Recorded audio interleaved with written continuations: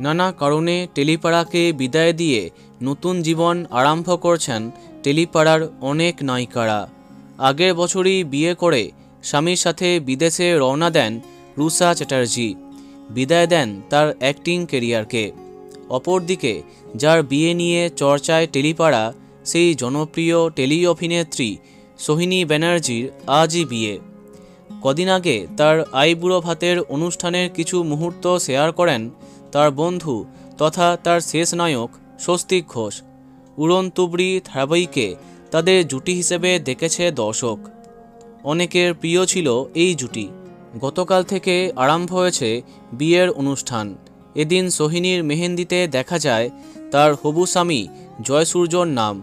অপরদিকে প্রিয় বন্ধুর সাথে নিজের হাতেও মেহেন্দি করলেন স্বস্তিক। আজ শনিবার 7 পাকে বাঁধা পড়লেন সোহিনী এবং তার স্কুল জীবনের বন্ধু জয়সূর্য গুপ্ত, যিনি কর্মসূত্রে লন্ডনবাসী, পেশায় ইঞ্জিনিয়ার। বিয়ের পর বরের হাত ধরে লন্ডনে পাড়ি দিচ্ছেন সোহিনী।